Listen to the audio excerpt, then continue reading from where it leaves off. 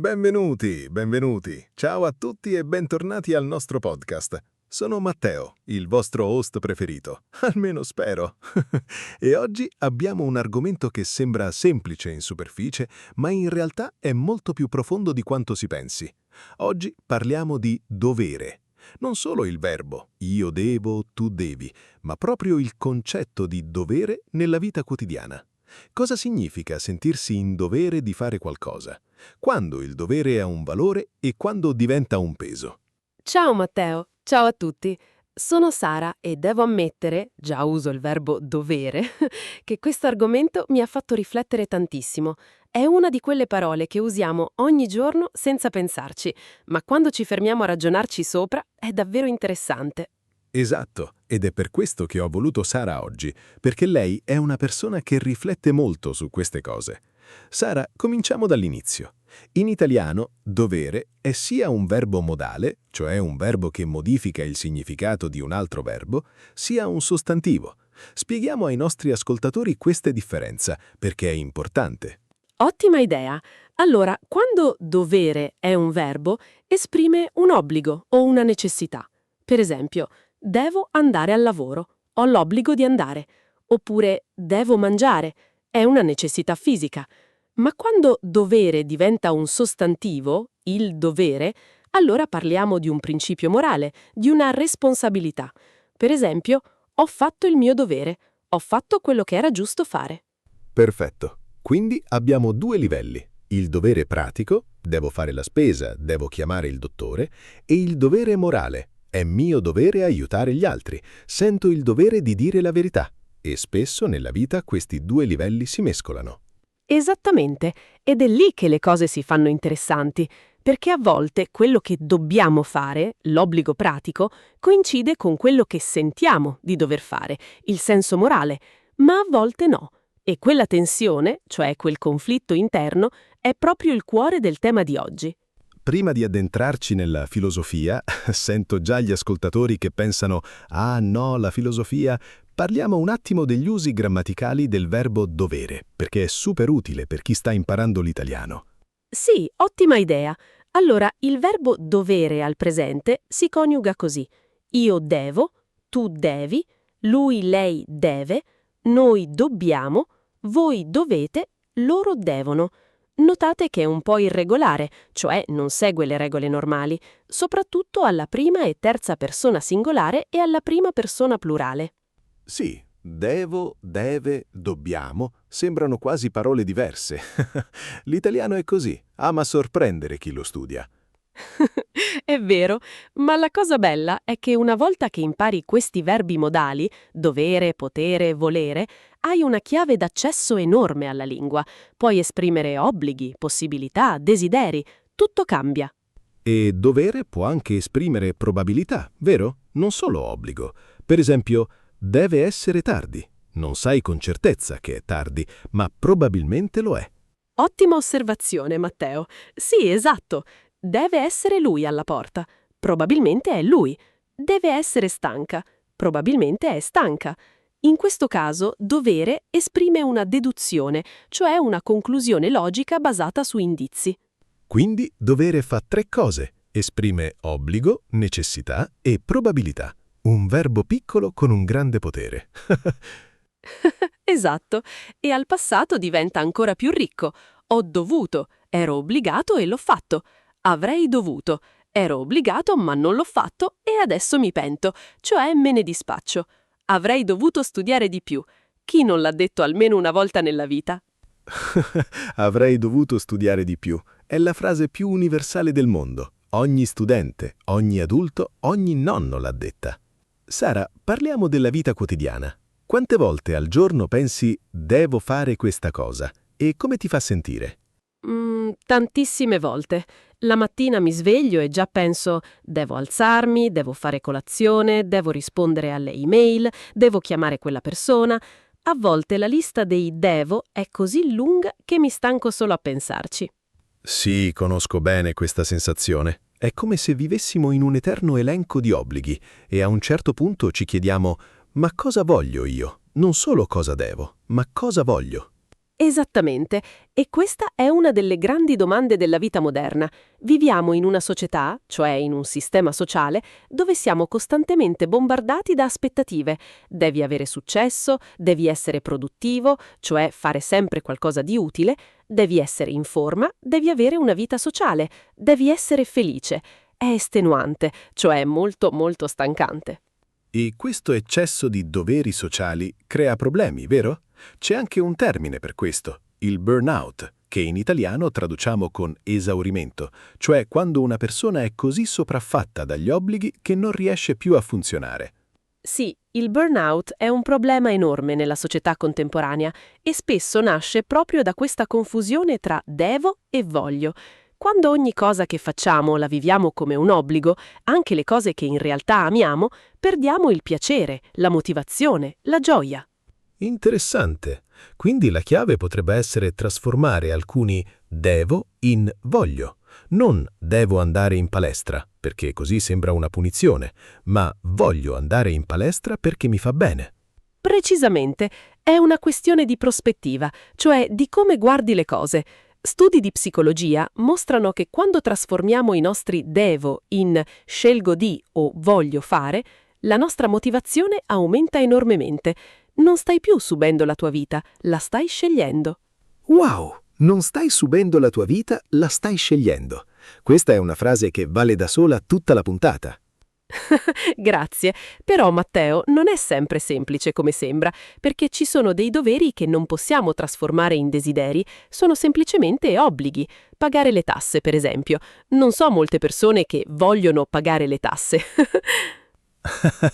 Esatto, voglio pagare le tasse non l'ho mai sentito dire da nessuno, però anche lì c'è una scelta. Puoi scegliere di pagarle come atto di responsabilità civica, cioè come parte del tuo contributo alla società, oppure puoi vederle come una tortura mensile. Stesso atto, prospettiva diversa. Vero, vero. E parlando di doveri personali, quelli che sentiamo dentro, non quelli imposti dall'esterno, voglio raccontare una cosa che mi è successa qualche anno fa. Sì, racconta. Adoro le storie personali. Allora, avevo un'amica, una persona molto cara, che stava attraversando un momento molto difficile, problemi familiari, problemi di lavoro, era proprio a pezzi, cioè stava molto male emotivamente. E io ero in un periodo complicato anche per me, ero stanca, avevo poco tempo, avevo i miei problemi. E hai sentito il conflitto tra quello che potevi fare e quello che sentivi di dover fare. Esatto, una parte di me diceva non ce la faccio, ho bisogno di occuparmi di me stessa. Un'altra, quella del dovere morale, diceva è la tua amica, hai il dovere di esserci per lei. È stato un conflitto, una lotta interna, molto intenso. E cosa hai fatto alla fine? Ho trovato una via mezza, un equilibrio. Non ho sacrificato completamente me stessa, ma non l'ho nemmeno abbandonata. Gli ho detto onestamente, sono qui per te, ma ho bisogno che anche tu rispetti i miei limiti. E quella onestà ha rafforzato, cioè ha reso più forte la nostra amicizia.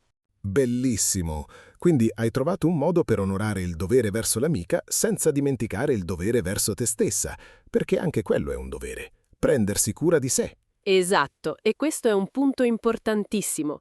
In italiano si dice mettiti le scarpe prima di aiutare gli altri a mettere le loro, o qualcosa di simile. L'idea è, non puoi aiutare davvero gli altri se non stai bene tu. Ah, l'equivalente dell'istruzione sull'aereo. In caso di emergenza, mettete prima la vostra maschera e poi aiutate gli altri, anche nei rapporti umani. Perfetto, esattamente quella metafora. E io, Matteo, tu hai una storia di dovere da raccontare? Sì, una cosa che mi ha segnato tanto. Quando avevo circa 25 anni, mio padre si è ammalato, non gravemente, ma aveva bisogno di aiuto per alcuni mesi. Io stavo costruendo la mia carriera, avevo appena iniziato un nuovo lavoro importante per me e ho dovuto scegliere quanto tempo dedicare a lui, quanto al lavoro. Che situazione difficile. Il dovere familiare contro il dovere verso se stesso e la propria carriera. Esatto. E ricordo che un giorno mio padre stesso mi ha detto: «Matteo, vai al lavoro, fai il tuo dovere là». E quella frase mi ha colpito tantissimo, perché lui stava usando il concetto di dovere per liberarmi dalla colpa, cioè per dirmi che era giusto che io andassi, che non dovevo sentirmi in colpa. Oh, che cosa bella! Tuo padre ti ha dato il permesso di non sentirti in colpa. Quanta saggezza, cioè quanta intelligenza e maturità in quella frase. Sì, e quella esperienza mi ha insegnato che il dovere non è sempre rigido, non è sempre bianco o nero. A volte la persona che ami ti dice «il tuo dovere è altrove» e devi imparare ad ascoltare. Cambiamo un po' prospettiva. Passiamo alla filosofia e alla storia. Il concetto di dovere ha radici antichissime. Già i filosofi greci parlavano di katekon, cioè di quello che è appropriato fare, di ciò che è corretto secondo la propria natura e posizione nella società. Interessante. E poi c'è Immanuel Kant, il grande filosofo tedesco del Settecento, che ha costruito tutta una teoria morale basata sul dovere. Per Kant, fare il proprio dovere non perché ne trai un vantaggio, ma perché è giusto in sé, è la massima espressione della moralità umana. Quindi, per Kant, aiutare qualcuno perché ti fa sentire bene non è moralmente superiore ad aiutare qualcuno semplicemente perché è il tuo dovere, indipendentemente da come ti fa sentire. Più o meno sì, è una posizione molto radicale, cioè molto estrema. Molti filosofi moderni non sono d'accordo, ma è un'idea affascinante. Fa pensare. Quando facciamo qualcosa di buono, lo facciamo perché è giusto o perché ci fa stare bene? Ah, domanda difficilissima. Io penso onestamente che la maggior parte delle volte c'è un po' di entrambe le cose, e forse va bene così. Sì, probabilmente. Essere umani al 100% puri kantiani sarebbe molto faticoso. E nella cultura italiana, come vediamo il dovere? Abbiamo un rapporto particolare con questa parola. Oh sì, in Italia il dovere è strettamente legato alla famiglia. Il dovere verso la famiglia è qualcosa di molto sentito, molto profondo nella nostra cultura. Prendersi cura dei genitori anziani, essere presenti per i fratelli, mantenere le tradizioni familiari, sono tutti doveri che gli italiani sentono in modo molto forte. Assolutamente. E a volte questo può diventare anche un peso, però, quando il dovere familiare soffoca, cioè opprime, non lascia respiro le scelte individuali della persona. Vero, è un equilibrio delicato. La famiglia italiana è un punto di forza meraviglioso della nostra cultura, è una rete di supporto, ma può diventare anche una prigione dorata se non si imparano a tracciare dei confini sani, cioè dei limiti chiari e rispettosi. E a livello professionale, il dovere sul lavoro, quanto è sentito in Italia rispetto ad altri paesi? Questa è interessante. Gli italiani hanno spesso la reputazione di non essere i più workaholics del mondo, cioè ossessionati dal lavoro, e in parte è vero. C'è in Italia una cultura del vivere bene, che bilancia, cioè che equilibra il dovere lavorativo con il piacere della vita, il cibo, le relazioni, il tempo libero. Il dolce far niente, il piacere del non fare nulla, una vera arte italiana riconosciuta nel mondo. Esatto, il dolce far niente, che bella espressione. E forse questa è una risposta sana all'eccesso di dovere. Saper staccare, cioè saper mettere da parte gli obblighi, è anche un'abilità importante. Sara, parliamo di un conflitto classico, dovere contro volere. Cosa fai quando quello che vuoi fare e quello che devi fare sono due cose completamente diverse? Questa è una delle tensioni fondamentali dell'esistenza umana. Suona grande, ma è vera. Ogni giorno facciamo piccole o grandi scelte tra il dovere e il desiderio. La pizza o la palestra? Uscire con gli amici o finire il progetto di lavoro? Dire la verità o evitare il conflitto? La pizza o la palestra? Il grande dilemma della vita moderna. E spesso vince la pizza. Quasi sempre vince la pizza, siamo onesti. Ma più seriamente, io credo che né il dovere né il desiderio debbano sempre vincere sull'altro. È la capacità di scegliere consapevolmente, cioè con piena coscienza, che fa la differenza. Cosa intendi con scegliere consapevolmente? Intendo sapere perché stai facendo quello che fai. Se mangi la pizza invece di andare in palestra, ok, ma sappilo, non dirti a te stesso «devo mangiare la pizza», come se fosse un obbligo. Di a te stesso «sto scegliendo la pizza perché ne ho voglia». È una piccola differenza linguistica, ma ha un grande impatto psicologico. Questo è potentissimo. Le parole che usiamo per descrivere le nostre azioni, anche solo a noi stessi, cambiano il modo in cui viviamo quelle esperienze. Esattamente. La linguistica, cioè lo studio del linguaggio, ci dice che le parole non descrivono solo la realtà, la creano. Quindi scegli le tue parole con cura, anche quando parli solo con te stesso. Perfetto. Facciamo un po' di consigli pratici per i nostri ascoltatori. Come imparare a vivere meglio con i propri doveri senza sentirsi sopraffatti? Primo consiglio, distingui i doveri veri dai doveri immaginari. Cioè chiediti, questo è davvero un obbligo o è solo un'aspettativa, mia o degli altri che ho trasformato in un obbligo? Molte cose che pensiamo di dover fare in realtà sono scelte. Doveri reali versus doveri percepiti. Ottimo. Secondo, Secondo, crea una gerarchia, cioè un ordine di priorità tra i tuoi doveri. Non tutti i doveri sono uguali, alcuni sono urgenti, alcuni sono importanti, alcuni sono entrambe le cose, alcuni non sono né l'uno né l'altro. Impara a distinguerli. il modulo di Eisenhower, urgente e importante. Un sistema classico di gestione del tempo. Terzo, Terzo, impara a dire no. Questo è forse il più difficile, soprattutto per le persone che sentono un forte senso di dovere verso gli altri. Ma dire no a una cosa è dire sì a un'altra. Ogni no è una scelta, una priorità. dire no. Il consiglio che tutti danno e che nessuno riesce a seguire. Ma è vero. Quarto, Quarto, e questo è il mio preferito, celebra quando fai il tuo dovere. Non aspettare una ricompensa esterna, cioè che qualcuno ti dica bravo. Impara a riconoscere tu stesso quando hai agito bene, quando hai mantenuto le tue promesse, quando hai fatto la cosa giusta anche quando era difficile. Quel momento di autoriconoscimento è preziosissimo. bellissimo. L'autoriconoscimento. Darsi un bravo da soli. Non aspettare che gli altri ti approvino. E quinto? Quinto, ricordati che il dovere verso te stesso è il primo dovere. Prima devi stare bene tu, fisicamente, mentalmente, emotivamente. Solo così puoi fare bene il tuo dovere verso gli altri. Non è egoismo, è necessità. Il dovere verso se stessi come fondamento di tutto. Sara, questi consigli sono oro. Hai detto cose che mi hanno fatto riflettere durante tutta la nostra conversazione. Matteo, prima di concludere, ti faccio una domanda difficile.